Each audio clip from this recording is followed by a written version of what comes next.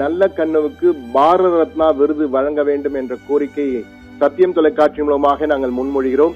நிச்சயமாக தூத்துக்குடி தந்த நல் முத்துக்களில் ஒருவர் RNK என்று அழைக்கப்படுகின்ற நல்ல கண்ணு. நிச்சயமாக அவருக்கு அந்த விருது கொடுக்க வேண்டும். தற்போது விடுதலை சிறுத்தைகள் கட்சியின் தலைவர் தொல் திருமாவளவன் நம்மிடம் தொலைபேசியில் இணைந்திருக்கிறார். வணக்கம் தோழர்.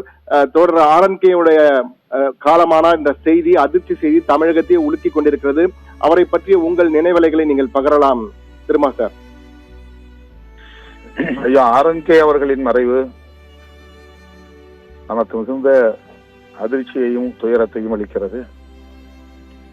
அவர் எளிமை செம்மலாக வாழ்ந்தவர். கடைசி வரையில் வாடகை வீட்டில் வாழ்ந்தவர். கொள்கை பிடிப்புள்ளவர். ஒடுக்கப்பட்ட மக்களின் பாதுகாவலர். ஒடுக்கப்பட்டோருக்கென தனி இயக்கம் கண்டு அதற்காக தனது இறுதி காலத்தை முழுமையாக ஒப்படைத்தவர். அவருடைய இழப்பு இந்திய பொதுவுடைமை இயக்கங்களுக்கு மட்டுமின்றி ஒட்டுமொத்த பாட்டாளி வர்க்கத்திற்கு நேர்ந்த பேரிழப்பாகும். அவரால் உருவாகியிருக்கிற வெற்றிடத்தை எவராலும் நிரப்ப முடியாது என்கிற அளவுக்கு அவருடைய பங்களிப்பு மகத்தானது. அவருக்கு விடுதலை சிறுத்தைகள் கட்சியின் சார்பில் எனது செம்மாந்த வீர வணக்கத்தை செலுத்துகிறேன். நல்ல கண்ணுடைய இந்த செய்தி, காலமான இந்த செய்தி அதாவது நீங்கள் சொன்ன மாதிரி பாட்டாளி தோழர்கள் மட்டுமல்ல, அரசியலுக்கு அப்பாற்பட்டு அனைத்து தலைவருடைய விருப்பப்பட்ட ஒரு தலைவராக இருந்திருக்கிறார்.